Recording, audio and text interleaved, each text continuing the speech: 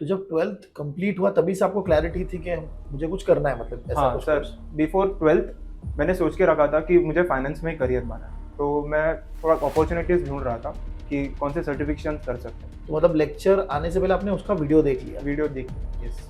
और उसके बाद आप हर रोज कितना टाइम दे रहे थे? मतलब नवंबर से आप हर रोज अपने खुद के प्रेप के लिए? नवंबर और दिसंबर एक्चुअली मैं रेगुलर नहीं था पढ़ाई में, और दिन का एक ही घंटा दे पाता था, कभी कभी तो दे भी नहीं पाता था। वीडियो सारे देख लिए थे? हाँ। क्वेश्चन बैंक का क्या स्टेटस था? क्वेश्चन बैंक साथ में चल रहे थे, पर क्वेश्चन बैंक में थोड़ा पीछे चल रहा था। जब आप यहाँ पहुंचे तो आपको सबसे डिफिकल्ट बुक कौन सा लगा? सबसे डिफिकल्ट बुक मुझे बुक 2 ही लगा, फॉन्ट? फॉन्ट्स, क्योंकि कुछ स्टैटिस्टिकल बैकग्राउंड भी नहीं था मेरा। ओनली बुक 2 पे रिवीजन किया या क्या किया? थोड़े क्वेश्चन समझ में भी नहीं आ रहे थे कि कहाँ से पूछा है, क्या करना है approach.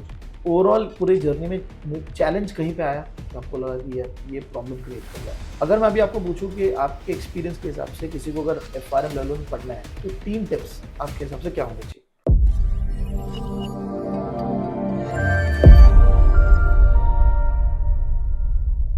Hello guys, hi, this is Ganesh Nayak. I help finance professionals and students to excel in their career and become a better version of themselves. And I also help students who are preparing for a competitive exams like CFA, FRM and SCR. Today I'm back with one of my students interview. He has been able to clear the FRM level 1 exam in May 2024 attempt, and he has done it in his first year of his college. So he's going to be talking about his experience of clearing the exam, how he managed to overcome the challenges. So we have with us Dharmil, and this interview is going to be in Hindi. So Dharmil, first of all thank you very much आप आए यहाँ पे। Audience के लिए just brief कि आप जब आपने पढ़ाई स्टार्ट की तो आप क्या कर रहे थे? Thank you sir for having मी।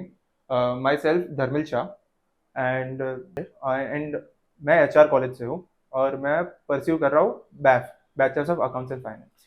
तो जब 12th कंप्लीट हुआ तभी से आपको क्लैरिटी थी कि मुझे कुछ करना है, मतलब ऐसा हाँ कुछ सर, कोर्स? बिफोर 12th मैंने सोच के रखा था कि मुझे फाइनेंस में ही करियर बनाना है, तो मैं थोड़ा अपॉर्चुनिटीज़ ढूंढ रहा था कि कौन से सर्टिफिकेशन कर सकते हैं। मुझे FRM ऐसा अच्छा अपॉर्चुनिटी लगा, तो फिर मैंने आपसे बात किया कि कुछ कर सकते हैं या नहीं FRM में। आप मुझे मिलने भी आए थे हाँ शायद ना? सर, हाँ, मैं मेरे पेरेंट्स के साथ मिलने भी आया था। Right right right. तो फिर आपने ज्वाइन कब किया था, मुझे कौन से मंथ में किया था अंदाजा? मैंने आपको कांटेक्ट किया था अगस्त में। हाँ, हम्म। और फिर फर्स्ट वीक ऑफ सितंबर से मेरा पढ़ाई चालू हो गया था। आपने वीडियोस देखना स्टार्ट कर दिया था? हाँ और आप स्वेजर बुक से ही पढ़ रहे थे? हाँ, स्वेजर राइट। से ही। और उसके अलावा आपने अभी लेक्चर स्टार्ट हुए थे हमारे अराउंड नवंबर से, तो नवंबर, आप तब तक आपके कितने पढ़ के हो गए होंगे तब अंदाजा? तक अराउंड 15 चैप्टर्स हो चुके थे। नवंबर स्टार्ट के पहले? नवंबर स्टार्ट के पहले, हाँ। Okay, interesting. तो मतलब लेक्चर आने से पहले आपने उसका वीडियो देख लिया वीडियो देख लिया, यस। और उसके बाद आप हर रोज कितना टाइम दे रहे थे? मतलब नवंबर से आप हर रोज अपने खुद के प्रेप के लिए? नवंबर और दिसंबर एक्चुअली मैं रेगुलर नहीं था पढ़ाई में, और दिन का एक ही घंटा दे पाता था, कभी कभी तो दे भी नहीं पाता था। ओके। मोस्टली दिसंबर और नवंबर कुछ हुआ ही नहीं था मेरा, जो 15 चैप्टर्स था ना उसके अलावा नहीं हुआ था। हाँ। तो लेकिन तब तक हमारा भी हम लोग भी उसी हाँ, लेवल पे पहुंच गए उसी होंगे। लेवल पे पहुंच गए थे। फिर जनवरी से क्या चेंज हुआ? जनवरी से मैं लाइव फिजिकल बैच में था, तो आपने बोला था कि अभी पढ़ना स्टार्ट करो, क्योंकि लास्ट के 4 महीने ही हैं, और ये 4 महीने बहुत इंपॉर्टेंट है। राइट। और आपने सभी को पूछा था कि कितना प्रिपरेशन हुआ है, तो मैं आपके साथ ही चल रहा था, तो आपने बोला कि थोड़े चैप्टर्स आगे रहो मेरे से। ओके। तो मैं भी फिर सीरियस हो गया जनवरी से, तो जनवरी से एकदम परफेक्ट प्रिपरेशन चालू किया, और पर डे में 3 आवर्स देता था जनवरी में। और 3 आवर कंसिस्टेंटली हो पा रहा? Consistently, yes. तो बीच में कुछ कॉलेज का काम या कुछ एक्स्ट्रा करिकुलर आ रहा था बीच में? नहीं, एक्चुअली नहीं आ रहा था, क्योंकि तभी रेगुलर अटेंडेंस नहीं था कॉलेज में, तो मैं ओके। परफेक्ट टाइम दे पाता था FRM पे। ओके। तो फर्स्ट फुल रीडिंग कब हुई पूरे first content? Full reading March के फर्स्ट वीक में हुई। Okay, March first week. Hmm. Video सारे देख लिए थे? हाँ। क्वेश्चन बैंक का क्या स्टेटस था? क्वेश्चन बैंक साथ में चल रहे थे, पर क्वेश्चन बैंक में थोड़ा पीछे चल रहा था, तो वो मार्च सेकेंड वीक तक हो चुका था। ओके। हाँ। ओके। जब आप यहाँ पहुंचे तो आपको सबसे डिफिकल्ट बुक कौन सा लगा? सबसे डिफिकल्ट बुक मुझे बुक 2 ही लगा, कॉन्ट्स? कॉन्ट्स, क्योंकि कुछ स्टैटिस्टिकल बैकग्राउंड भी नहीं था मेरा, और एकदम नया था मेरे लिए। ओके। पर मुझे पता था कि अगर मैं परफेक्टली मेहनत करूंगा तो हो जाएगा। कैसे टैकल किया उसको? मोस्टली मैं बार पहले ना वीडियो लेक्चर्स देखता था, फिर क्वेश्चन बैंक को अप्रोच करता था, और मैं देखता था कि कौन से चैप्टर्स वीक है, क्वेश्चन बैंक में मार्क्स नहीं आ रहे, तो मैं फिर से रिविजिट करता था वीडियो लेक्चर्स में। ओके। थोड़ा ज्यादा टाइम लगा मुझे देने में प्रिपरेशन में, पर हो गया परफेक्टली। जैसे कि ओके। लीनियर रिग्रेशन था, वो अच्छे से मार्क्स नहीं आ रहे थे, तो मैंने फिर से वीडियो देखा 2 घंटे का, तो फिर हो गया चैप्टर। ओके, मतलब 2 बार आपने थोड़ा हाँ, 2 कंटेंट बार देख देखा। लिया। हाँ, और उसके बाद मार्च मिड के बाद आपने ओनली बुक 2 पे रिवीजन किया या क्या किया? मार्च के बाद मैं हर एक बुक फिर से ना विजिट कर रहा था कि कौन से टॉपिक्स वीक है, और इनफैक्ट मैंने पूरा एक प्रॉपर रिवीजन भी कर लिया था। मार्च सेकेंड वीक से चालू कर दिया था, मार्च सेकेंड वीक से अप्रैल तक मेरा रिवीजन ही चल रहा था, अप्रैल सब फर्स्ट बुक तक? हाँ, अप्रैल फर्स्ट तक ओके, पूरा रिवीजन ही चल रहा। उसके बाद आपने क्या किया? उसके बाद इन टोटल मैंने मॉक्स चालू कर दिए, और फर्स्ट मॉक मेरा 7 अप्रैल को था, तो तब तक मैं रिवीजन ही कर रहा था 1 अप्रैल से 7 अप्रैल तक, ओके, और देख रहा था कि कौन से टॉपिक्स वीक है। और मॉक्स ही किए, डायरेक्टली सेक्शनल टेस्ट नहीं किए? नहीं, सेक्शनल टेस्ट भी किए थे, पर वो मैं बीच बीच में दे रहा था, 1 अप्रैल से 7 अप्रैल जब ये रिवीजन कर रहा था ना, तभी उसमें दे बीच में दिया, ही दे रहे हाँ, थे? उसके बीच में दे दिया। एक्यूरेसी क्या थी इसमें सेक्शनल में? सेक्शनल में अराउंड 60% थी एक्यूरेसी। हर एक बुक में? बुक हाँ 2? हाँ, बुक 2 में भी 60% ही थी। तो अभी बुक 2 में Almost. कॉन्फिडेंस था? हाँ, तभी बुक 2 में कॉन्फिडेंस था कि अभी कॉन्सेप्ट्स क्लियर हो चुके। ओके, और उसके बाद फिर जैसे सेक्शनल टेस्ट हुआ उसके बाद क्या हुआ? फिर मैंने फर्स्ट मॉक दिया। आपने जो पोर्टल पे 4 मॉक्स दिए थे, उसमें से मैंने फर्स्ट मॉक अप्रोच किया, और तभी एकदम प्रॉपर रिवीजन देके किया, तो तभी मेरे फर्स्ट मॉक्स में आए थे 62। ओके, ओके, तभी एक्चुअली थोड़ा डिमोटिवेट हो गया था कि 62 कम हाँ, लग रहा था आपको? हाँ, एक्चुअली मैंने टारगेट 70 का किया था, ओके, पर 62 आया, तो वही मैं फिर आफ्टर मॉक्स फिर 2 घंटा दे रहा था एनालाइज करने लिए कि Okay. क्या नहीं हो रहा है, क्या हो रहा है। ओके, फिर प्रॉपरली एनालाइज किया और वीक एरियाज पे फिर से काम फिर करना कितने चालू मॉक्स दिए ऐसे? किया। ऐसे मैंने इन टोटल 6 मॉक्स दिए। 6, तो 4 हमारे, 2 2 गार्ड। गार के, हाँ। ओके, हमारे मॉक्स में क्या एवरेज स्कोर आ रहा था? एवरेज 60 आ रहा है। ओके, और गार्ड में? 55। तो वो कम हो रहा था, आपको टेंशन नहीं हो रहा था? मुझे बहुत टेंशन हो रहा था, क्योंकि एक्चुअली गार्ड के मॉक्स लेंदी भी थे, और थोड़े क्वेश्चन समझ में भी नहीं आ रहे थे कि कहाँ से पूछा है, क्या करना है अप्रोच। समझा। फिर मैं मेरे बड़े भाई से कांटेक्ट किया, वो भी एफआरएम और सीएफए दे रहा है, तो उसने बोला कि 55 थोड़ा कम है, 60 आना चाहिए, थोड़ा 60 नॉर्मल होता है स्कोर, पर 55 थोड़ा कम है। तो फिर मैंने फिर से मॉक्स को एनालाइज करना चालू किया, और फिर से रिवीजन करना गार्ड चालू के किया। मॉक्स एनालाइज हाँ, किए? गार्ड के मॉक। और एग्जाम के कितने दिन पहले मॉक्स बंद कर दिए थे? एग्जाम के 5 डेज पहले। फिर रिवीजन ही कर रहे हाँ, थे? फिर लास्ट के 5 डेज एकदम प्रॉपर रिवीजन कर रहा था, एकदम श्वेजर फिर से रीड कर रहा था। ड्यूरिंग प्रिपरेशन कोई पर्टिकुलर चैप्टर जो आपको थोड़ा सा प्रॉब्लम क्रिएट कर दिया?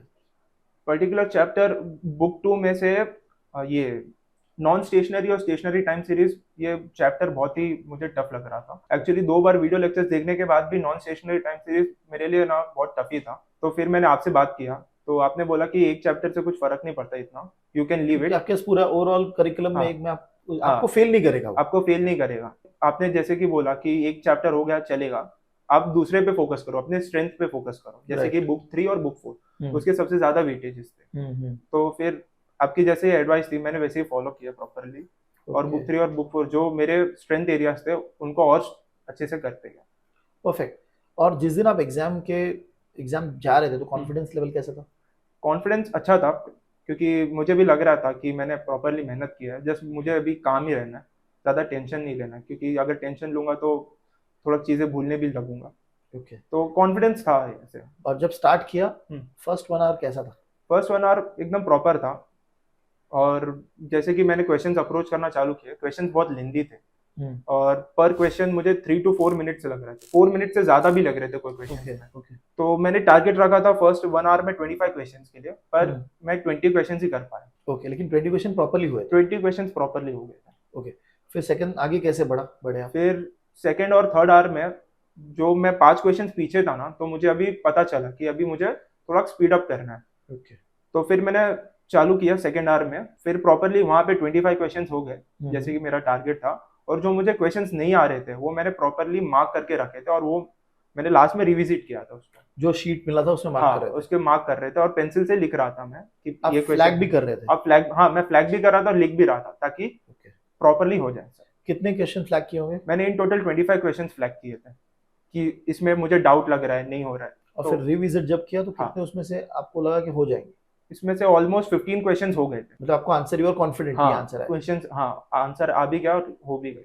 ओके, ओवरऑल जो 100 क्वेश्चन थे आपके हिसाब से कितने बहुत ज्यादा टफ थे, कितने मीडियम टफ थे, कितने इजी थे? अराउंड 40 क्वेश्चंस टफ थे और 20 क्वेश्चंस मीडियम थे। वो मीडियम भी बहुत लेंदी थे, हो रहे थे मेरे से, पर बहुत लेंदी थे, अराउंड 4 मिनट्स लग रहे थे और बाकी अराउंड 40 क्वेश्चंस इजी थे। ओके 40 हाँ 40 इजी 40 टफ 20 हाँ आपके 20 हिसाब से। मीडियम हाँ।